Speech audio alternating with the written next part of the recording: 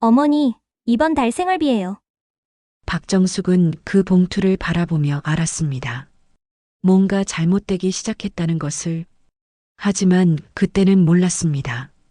이것이 시작일 뿐이라는 것을. 자신의 통장이, 돈이, 그리고 존엄이 사라지게 될 줄은.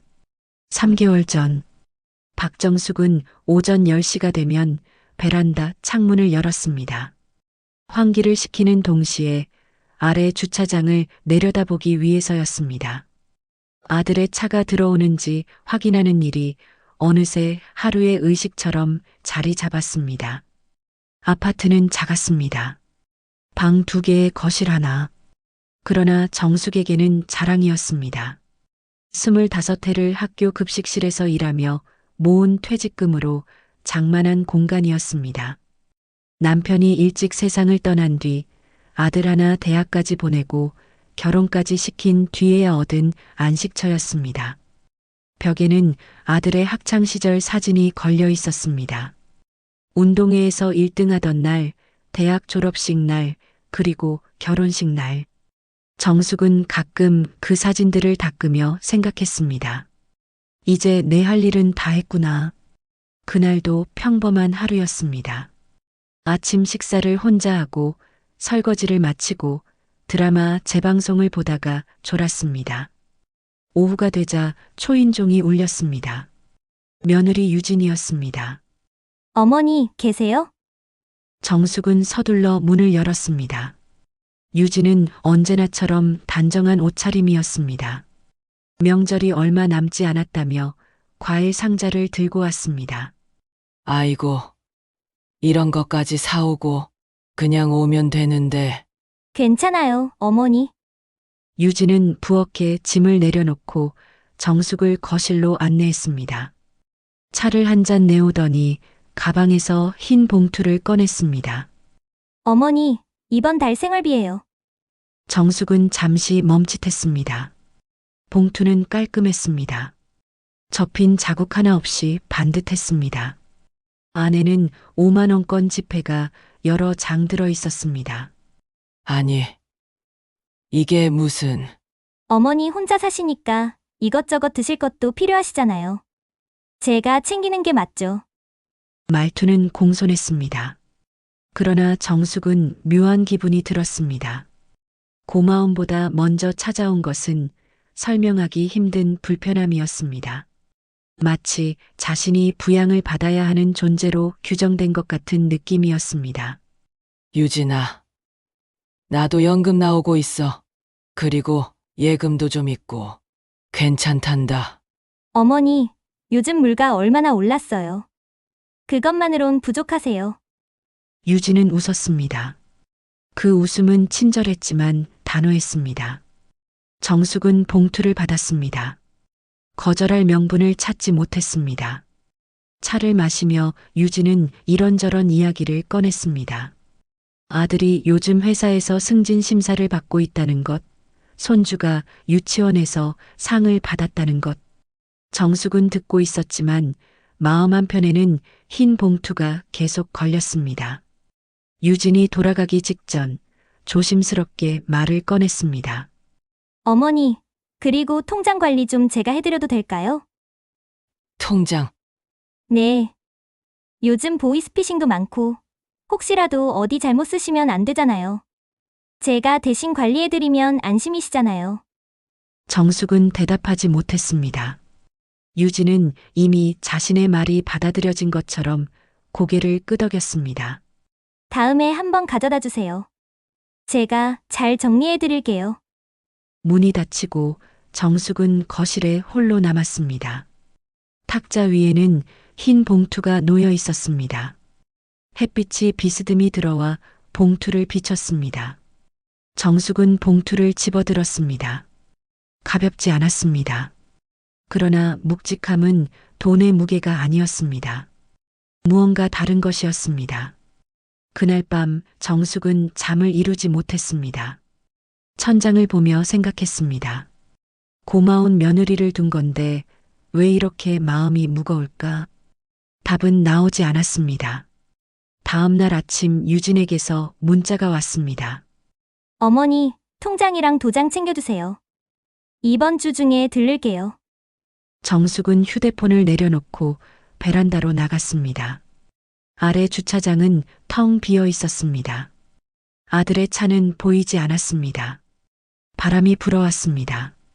차갑지는 않았지만 어딘가 쓸쓸했습니다.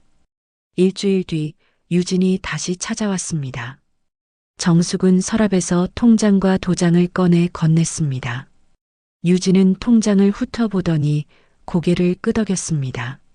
어머니, 이거 금리가 너무 낮아요. 제가 좀 더 나은 상품으로 옮겨드릴게요. 그래도 되겠니? 걱정 마세요. 제가 은행 다니면서 다 알아볼게요. 정숙은 대답 대신 고개를 끄덕였습니다. 유진은 통장을 가방에 넣고 일어섰습니다. 그날 이후 통장은 돌아오지 않았습니다. 한 달이 지났습니다. 정숙은 병원에 가야 했습니다. 무릎이 좋지 않아 정형외과 예약을 잡았습니다. 진료비와 약값을 계산하니 15만 원이 나왔습니다. 유진이 준 봉투에서 돈을 꺼내 썼습니다. 집에 돌아와 문자를 보냈습니다. 유진아, 오늘 병원 다녀왔어. 무릎 치료받았단다. 답장은 금방 왔습니다. 어머니, 병원은 왜 혼자 가세요? 제가 모시고 갈 텐데. 다음부터는 미리 말씀해주세요. 며칠 뒤 유진이 또 왔습니다. 이번에는 영수증을 달라고 했습니다. 어머니, 병원비 얼마 나왔어요? 15만 원쯤. 영수증 있으세요? 제가 정리 좀 해야 해서요. 정숙은 가방을 뒤져 영수증을 찾았습니다. 유진은 그것을 사진으로 찍더니 말했습니다. 어머니, 다음부터는 큰 병원 가실 때 꼭 저한테 연락 주세요. 괜히 비싼 데 가시면 안 돼요. 비싸다니. 동네 병원인데. 요즘 병원비가 얼마나 비싼데요. 제가 아는 곳 소개해 드릴게요. 훨씬 저렴해요. 유진의 말투는 여전히 공손했습니다. 그러나 정숙은 점점 자신이 허락을 구해야 하는 처지가 된 것 같았습니다. 어느 날 오랜 친구 경희에게서 전화가 왔습니다. 정수가 우리 다음 주에 점심이나 할까? 오랜만에. 정숙은 반가웠습니다. 경희는 같은 급식실에서 일했던 동료였습니다. 20년을 함께 일한 사이였습니다. 그래. 좋아. 어디서 볼까? 여가 판정식집 어때? 내가 살게. 아니야. 내가 살게. 그동안 신세만 졌잖아. 정숙은 약속을 잡고 기분이 좋아졌습니다. 오랜만에 바깥 공기를 마실 수 있을 것 같았습니다. 그런데 문득 통장이 없다는 게 떠올랐습니다. 흰 봉투의 돈도 얼마 남지 않았습니다. 정숙은 유진에게 전화를 걸었습니다. 유진아. 나 다음 주에 친구 좀 만나려고 하는데 돈 좀 필요해서. 어머니, 누구 만나시는데요? 급식실에서 같이 일했던 경희. 전화 너머로 잠깐 침묵이 흘렀습니다. 유진이 말했습니다. 어머니, 요즘 코로나 재유행한다는데 괜히 나가시면 안 돼요. 몸 상하시면 어떡해요? 괜찮아. 조심할게. 그리고 어머니, 요즘 생활비 좀 아껴 쓰셔야 해요. 저희도 애 교육비며 집 대출이며 빠듯해요. 무리하게 외식하시면 곤란해요. 정숙은 말문이 막혔습니다. 자신의 돈을 쓰는데 허락을 받아야 하는 상황이 믿기지 않았습니다. 유진아. 그게 무슨 소리야? 내 돈인데. 어머니, 지금 그 돈 누가 관리하고 있어요? 제가 하는 거잖아요. 어머니 노후 위해서 아껴두는 거예요. 전화가 끊겼습니다. 정숙은 한참을 휴대폰을 들고 있었습니다. 손이 떨렸습니다. 결국 경희에게 미안하다는 문자를 보냈습니다. 몸이 안 좋아서 다음에 보자. 거짓말이었습니다. 경희는 걱정하는 답장을 보내왔습니다. 정숙은 답하지 못했습니다. 그날 밤 정숙은 거실에 앉아 텔레비전을 켰습니다. 드라마가 나오고 있었습니다. 시어머니와 며느리가 다투는 장면이었습니다. 정숙은 채널을 돌렸습니다. 손주 얼굴이 보고 싶었습니다. 아들에게 전화를 걸었습니다. 3번의 신호음 끝에 목소리가 들렸습니다. 엄마 무슨 일이야? 지금 회의 중인데. 아니야. 그냥 준호 목소리 좀 들으려고. 엄마 나 바빠. 나중에 전화할게. 전화는 또 끊겼습니다. 정숙은 휴대폰을 내려놓고 창밖을 바라봤습니다. 아파트 단지에 불빛이 하나둘 켜지고 있었습니다. 저마다의 저녁 식사 시간이었습니다. 정숙은 혼자 라면을 끓였습니다. 식탁에 앉아 먹는데 목이 메었습니다. 라면이 아니라 무언가 다른 것이 목에 걸린 것 같았습니다. 일주일 뒤 흰 봉투가 다시 왔습니다. 유진이 현관에서 건넸습니다. 이번에는 들어오지도 않았습니다. 어머니, 이번 달 생활비예요. 아끼셔야 해요. 문이 닫혔습니다. 정숙은 봉투를 열어보지도 않고 식탁 위에 던졌습니다. 그날 밤 정숙은 서랍을 열었습니다. 오래된 가족 사진이 나왔습니다. 남편과 어린 아들이 웃고 있는 사진이었습니다. 정숙은 사진을 쓰다듬었습니다. 여보, 내가 뭘 잘못한 걸까? 대답은 없었습니다. 정숙은 사진을 도로 서랍에 넣었습니다. 그리고 조용히 결심했습니다. 통장을 돌려받아야겠어. 정숙은 다음 날 아침부터 유진에게 전화를 걸었습니다. 받지 않았습니다. 문자를 보냈습니다. 유진아, 통장 좀 돌려받고 싶구나. 답장은 저녁 때 왔습니다. 어머니, 왜요? 제가 잘 관리하고 있잖아요. 정숙은 다시 전화를 걸었습니다. 이번에는 받았습니다. 유진아, 내 돈인데 내가 관리하면 안 되겠니? 어머니, 무슨 일 있으세요? 갑자기 왜 그러세요? 갑자기가 아니야. 내 통장은 내가 가지고 있어야지. 전화 너머로 한숨 소리가 들렸습니다. 유진이 말했습니다. 어머니, 오빠한테 말씀드려볼게요. 일단 끊을게요. 전화는 또 끊겼습니다. 정숙은 휴대폰을 내려놓고 기다렸습니다. 아들에게서 전화가 올 거라 생각했습니다. 오지 않았습니다. 사흘이 지났습니다. 정숙은 아들에게 직접 전화를 걸었습니다.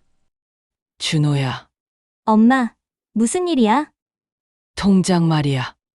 유진이가 가져간 지 2달이 넘었는데 엄마, 그거 유진이가 잘 관리하고 있잖아. 왜 갑자기? 내 돈인데 내가 보고 싶어서 그래. 아들의 목소리가 차가워졌습니다. 엄마, 유진이 힘들게 하지 마. 애도 키우고 바쁜데. 엄마가 통장 가지고 계시면 또 어디 이상한 데 쓰실까봐 그러는 거야. 이상한 데라니? 나 언제 그랬니? 엄마, 작년에 그 건강식품 산 거 잊었어. 100만 원이 넘게 들어갔잖아. 정숙은 말문이 막혔습니다. 친구 소개로 샀던 홍삼 제품이었습니다. 비싸긴 했지만 건강을 위해서였습니다. 그건 내 건강 때문에. 엄마, 그런 식으로 쓰시면 나중에 돈 없어. 유진이가 관리하는 게 나아. 전화는 또 끊겼습니다. 정숙은 소파에 주저앉았습니다. 가슴이 답답했습니다. 일주일이 지났습니다. 유진도 아들도 연락이 없었습니다. 정숙은 혼자 끼니를 때우며 하루하루를 보냈습니다. 흰 봉투의 돈은 바닥이 보였습니다. 어느 날 오후 초인종이 울렸습니다. 택배였습니다. 정숙은 문을 열고 상자를 받았습니다. 보낸 사람은 유진이었습니다. 상자 안에는 건강보조식품과 쌀, 반찬이 들어 있었습니다. 쪽지가 하나 있었습니다. 어머니, 잘 드세요. 바빠서 못 가요. 유진. 정숙은 쪽지를 구겨 쓰레기통에 던졌습니다. 반찬은 냉장고에 넣지 않았습니다. 그날 저녁 정숙은 식탁에 앉아 있었습니다. 저녁을 먹을 기운이 나지 않았습니다. 텔레비전도 켜지 않았습니다. 그저 창밖을 바라보고 있었습니다. 문득 식탁 위에 놓인 종이 한 장이 눈에 들어왔습니다. 며칠 전 우편으로 온 은행 명세서였습니다. 정숙은 그것을 집어들었습니다. 처음에는 대수롭지 않게 넘겼던 것이었습니다. 그런데 자세히 보니 이상했습니다. 자신의 이름으로 된 적금 계좌에서 큰 금액이 빠져나간 내역이 보였습니다. 500만 원. 그 다음 달에도 500만 원. 총 1000만 원이 빠져나가 있었습니다. 정숙은 명세서를 다시 확인했습니다. 송금 계좌 이름은 박준호였습니다. 아들이었습니다. 손이 떨렸습니다. 정숙은 명세서를 내려놓고 잠시 멍하니 앉아 있었습니다. 이해가 되지 않았습니다. 유진이 관리한다고 했던 돈이 아들에게 가고 있었습니다. 정숙은 서둘러 서랍을 뒤졌습니다. 예전에 받았던 다른 명세서들을 찾았습니다. 하나씩 펼쳐보니 같은 내역이 반복되고 있었습니다. 지난 반년간 꾸준히 돈이 빠져나가고 있었습니다. 이게 뭐야? 정숙은 명세서를 움켜쥐고 소파에 주저앉았습니다. 가슴이 무너지는 것 같았습니다. 배신감보다 먼저 찾아온 것은 허탈함이었습니다. 모든 게 연극이었다는 생각이 들었습니다. 흰 봉투도, 다정한 말투도, 건강을 걱정하는 척하던 모습도 전부 자신의 돈을 가져가기 위한 준비였습니다. 정숙은 명세서를 식탁 위에 펼쳐놓고 한참을 바라봤습니다. 아버지가 남긴 돈이었습니다. 평생 모은 돈이었습니다. 그것이 자신도 모르는 사이 아들의 계좌로 흘러가고 있었습니다. 눈물이 났습니다. 소리 없이 흘러내렸습니다. 정숙은 눈물을 닦지 않았습니다. 그냥 흐르는 대로 두었습니다. 한참을 울고 나니 조금 차분해졌습니다. 정숙은 명세서를 다시 집어들었습니다. 계좌번호, 날짜, 금액을 하나하나 확인했습니다. 증거였습니다. 정숙은 휴대폰을 집어들었습니다. 아들에게 전화를 걸려다 멈췄습니다.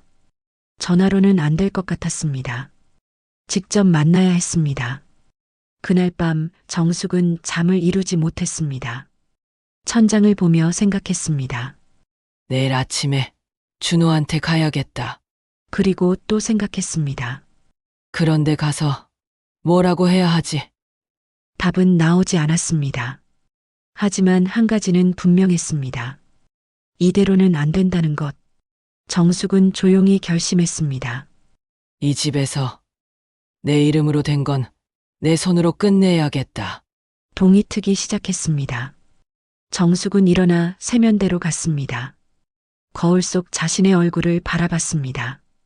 늙고 지쳐 보였지만 눈빛만큼은 또렷했습니다.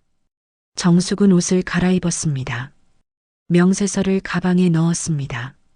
그리고 현관문을 열었습니다. 정숙은 아들의 집으로 가지 않았습니다. 대신 부동산 중개소로 향했습니다. 문을 열고 들어서자 중년의 남자가 고개를 들었습니다. 어르신 무슨 일로 오셨어요? 집 좀 팔려고요. 중개인은 잠시 멈칫하더니 자리를 권했습니다. 정숙은 가방에서 등기부등본을 꺼냈습니다. 미리 준비해 온 것이었습니다. 이 아파트요. 얼마에 팔 수 있을까요? 중개인은 서류를 살펴보고 시세를 확인했습니다. 지금 시세로는 3억 정도 되겠네요. 급하게 파시려면 조금 낮춰야 하고요. 괜찮아요. 빨리 팔고 싶어요. 언제까지 필요하세요? 일주일 안에요. 중개인은 고개를 끄덕였습니다. 정숙은 계약서를 작성하고 집으로 돌아왔습니다. 집에 들어서니 모든 것이 낯설게 느껴졌습니다. 25년을 일해서 마련한 공간. 이제 곧 떠나야 할 곳이었습니다. 정숙은 짐을 정리하기 시작했습니다. 옷장을 열고 서랍을 비우고 필요 없는 물건들을 분류했습니다. 오래된 사진첩도 꺼냈습니다. 한 장 한 장 넘기며 과거를 돌아봤습니다. 사흘이 지났습니다. 중개인에게서 연락이 왔습니다. 매수자가 나타났다고 했습니다. 계약은 다음 주 월요일이었습니다. 그날 저녁 정숙은 아들에게 문자를 보냈습니다. 월요일 오후 2시에 집으로 와라. 중요한 일이 있다. 답장은 없었습니다. 하지만 읽었다는 표시가 떠 있었습니다. 월요일이 왔습니다. 정숙은 아침부터 집을 정돈했습니다. 거실 탁자를 닦고 차를 준비했습니다. 오후 1시가 되자 중개인이 먼저 도착했습니다. 매수자도 함께였습니다. 어르신 계약서 준비했습니다. 정숙은 고개를 끄덕이고 소파에 앉았습니다. 중개인이 서류를 펼쳐놓았습니다. 그때 초인종이 울렸습니다. 아들과 며느리였습니다. 둘은 현관에 서서 거실을 바라봤습니다. 낯선 사람들이 앉아 있었습니다. 엄마, 이게 무슨... 들어와. 앉아. 준호와 유진은 조심스럽게 들어와 소파에 앉았습니다. 정숙은 차분하게 말했습니다. 이 집 오늘 팔기로 했어. 침묵이 흘렀습니다. 준호가 먼저 입을 열었습니다. 엄마, 무슨 소리야? 갑자기 왜? 갑자기가 아니야. 나도 많이 생각했어. 정숙은 가방에서 은행 명세서를 꺼내 탁자 위에 놓았습니다. 준호의 얼굴이 굳었습니다. 이게 뭔지 알지? 엄마, 내 이름으로 송금된 내역이야. 내 돈이 내 계좌로 들어간 거. 유진이가 관리한다더니 이렇게 쓰고 있었구나. 유진이 고개를 숙였습니다. 준호는 변명을 시작했습니다. 엄마, 그건 사업 자금이 필요해서 나중에 다 갚으려고 했어. 사업 자금. 그럼 내한테 말을 했어야지. 왜 몰래 가져갔니? 엄마가 반대할 것 같아서. 정숙은 한숨을 쉬었습니다. 준호야, 나는 내가 필요하면 줄 수도 있었어. 하지만 너는 내게 묻지도 않았어. 유진이를 시켜서 내 통장을 가져가고 내 돈을 마음대로 썼지. 준호는 아무 말도 하지 못했습니다. 유진이 조용히 말했습니다. 어머니, 죄송해요. 제가 거절을 못했어요. 정숙은 유진을 바라봤습니다. 며느리의 눈에 눈물이 고여 있었습니다. 유진아, 너도 힘들었구나. 오빠가 아니, 남편이 제 명의로 대출을 받고 어머니 돈까지 쓰고 저는 몰랐어요. 나중에 알았을 때는 이미 유진의 목소리가 떨렸습니다. 정숙은 알았습니다. 며느리도 피해자였다는 것을. 유진아, 괜찮아. 이제 알았으니까. 정숙은 다시 아들을 바라봤습니다. 준호야, 이 집은 내 이름으로 돼 있어. 그리고 이제 팔 거야. 너희의 돈줄이 되고 싶지 않아. 엄마, 그럼 엄마는 어디서 사시려고? 작은 원룸 하나 구했어. 거기서 살 거야. 준호는 당황한 표정으로 중개인을 바라봤습니다. 하지만 계약서는 이미 준비되어 있었습니다. 엄마, 제발 다시 생각해봐요. 이미 생각 끝났어. 정숙은 펜을 들고 계약서에 서명했습니다. 매수자도 서명했습니다. 계약은 완료되었습니다. 중개인과 매수자가 떠나고 거실에는 세 사람만 남았습니다. 준호는 고개를 떨구고 있었습니다. 유진은 조용히 울고 있었습니다. 정숙은 차를 따라 건넸습니다. 한 잔씩 마셔. 준호가 떨리는 목소리로 말했습니다. 엄마, 정말 미안해요.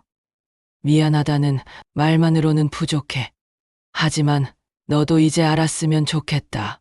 사람은 돈보다 소중하다는 걸. 정숙은 유진을 바라봤습니다. 유진아, 너도 이제 독립해. 남편한테 끌려다니지 말고. 유진이 고개를 들었습니다. 눈물 자국이 선명했습니다. 어머니, 저도 이제 혼자 살아보려고요. 제 인생은 제가 책임질게요. 정숙은 희미하게 웃었습니다. 그래, 늦지 않았어. 우리 모두 다시 살아보자. 준호가 일어나 정숙의 손을 잡았습니다. 엄마, 정말 죄송해요. 앞으로 잘할게요. 정숙은 아들의 손을 가만히 내려다봤습니다. 여전히 따뜻했습니다. 준호야, 잘하는 게 아니라 제대로 하는 거야. 정숙은 손을 놓았습니다. 세 사람은 한참을 말없이 앉아 있었습니다. 창밖으로 석양이 지고 있었습니다. 한 달이 지났습니다. 정숙은 새 원룸으로 이사했습니다. 집은 작았습니다. 방 하나에 부엌이 딸린 구조였습니다. 하지만 햇살이 좋았습니다. 오전이면 창으로 빛이 가득 들어왔습니다. 정숙은 짐을 풀며 생각했습니다. 이만하면 충분해. 큰 집이 필요하지 않았습니다. 혼자 살기에 딱 맞는 공간이었습니다. 베란다에는 화분을 두었습니다. 동네 꽃집에서 산 제라늄이었습니다. 분홍색 꽃이 피어 있었습니다. 정숙은 매일 아침 물을 주었습니다. 이사한 지 일주일 뒤 경희에게서 전화가 왔습니다. 정수가 이사했다며? 주소 좀 보내줘. 응. 지금 보낼게. 다음 날 경희가 찾아왔습니다. 손에 과일 바구니를 들고 있었습니다. 어머, 여기 괜찮네. 햇볕도 잘 들고. 그치. 나도 마음에 들어. 두 사람은 차를 마시며 이야기를 나누었습니다. 정숙은 그동안의 일을 털어놨습니다. 경희는 조용히 들어주었습니다. 정수가 잘했어. 내가 용기 낸 거야. 고마워. 내가 있어서 힘이 됐어. 경희는 정숙의 손을 꽉 잡았습니다. 말없는 위로였습니다. 일주일에 한 번씩 경희가 찾아왔습니다. 때로는 다른 친구들도 함께 왔습니다. 정숙의 집은 작지만 따뜻한 공간이 되었습니다. 웃음소리가 끊이지 않았습니다. 어느 날 오후 초인종이 울렸습니다. 유진이었습니다. 혼자였습니다. 어머니, 괜찮으세요? 그래. 들어와. 유진은 조심스럽게 안으로 들어왔습니다. 손에는 작은 꽃다발이 들려 있었습니다. 어머니, 이거 드리려고요. 고맙다. 예쁘네. 두 사람은 차를 마시며 앉았습니다. 한동안 침묵이 흘렀습니다. 유진이 먼저 입을 열었습니다. 어머니, 저 남편이랑 별거 중이에요. 정숙은 놀라지 않았습니다. 예상하고 있었습니다. 그래. 힘들지? 힘들기도 하지만 홀가분해요. 이제 제 인생을 살 수 있을 것 같아요. 유진의 목소리는 떨렸지만 단단했습니다. 정숙은 고개를 끄덕였습니다. 유진아. 늦지 않았어.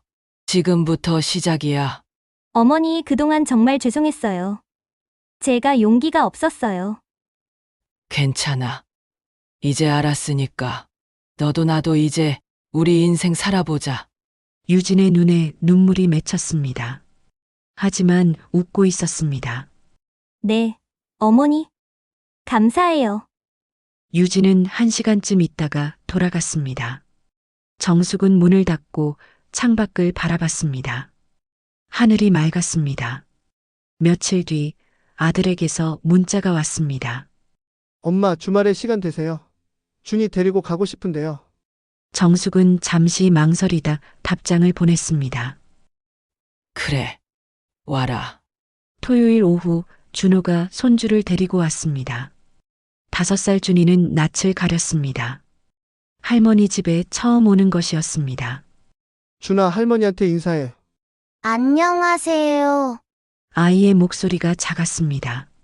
정숙은 무릎을 굽혀 아이와 눈을 맞췄습니다. 그래. 잘 왔어. 할머니가 과자 줄까? 아이는 조심스럽게 고개를 끄덕였습니다.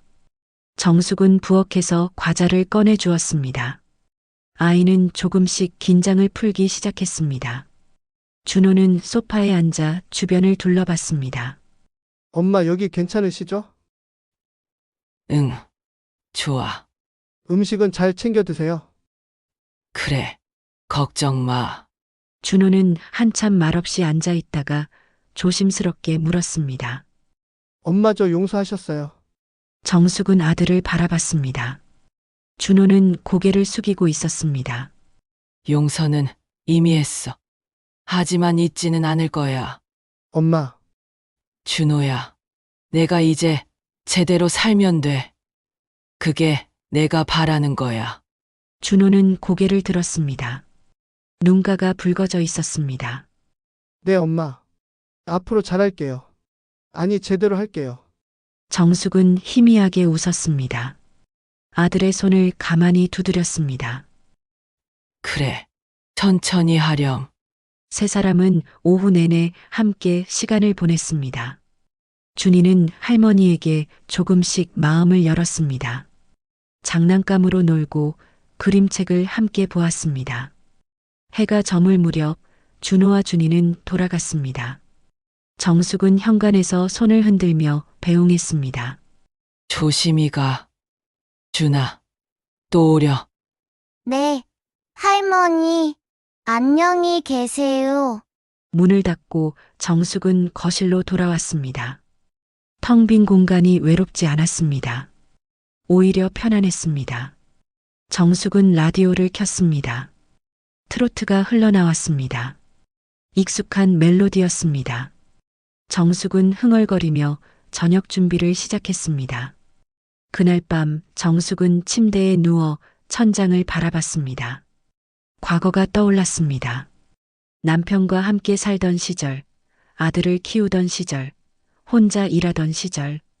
그 모든 시간이 지금의 자신을 만들었습니다. 정숙은 조용히 중얼거렸습니다. 여보, 나 이제 괜찮아. 잘 살고 있어. 창밖으로 별이 보였습니다. 정숙은 눈을 감았습니다. 마음이 평화로웠습니다. 다음 날 아침 정숙은 일찍 일어났습니다. 베란다로 나가 화분에 물을 주었습니다. 제라늄이 새꽃을 피우고 있었습니다. 휴대폰에 문자가 와 있었습니다. 유진이었습니다. 어머니, 저 요즘 꽃집에서 아르바이트 시작했어요.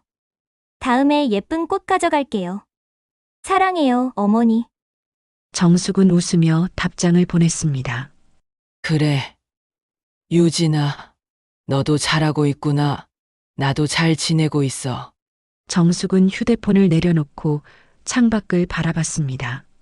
아침 햇살이 따뜻했습니다. 새로운 하루가 시작되고 있었습니다. 정숙은 조용히 말했습니다. 이제 괜찮아. 나는 내 이름으로 살고 있어. 그렇게 박정숙의 하루는 계속되었습니다. 작지만 온전한 누구의 것도 아닌 자신만의 시간들로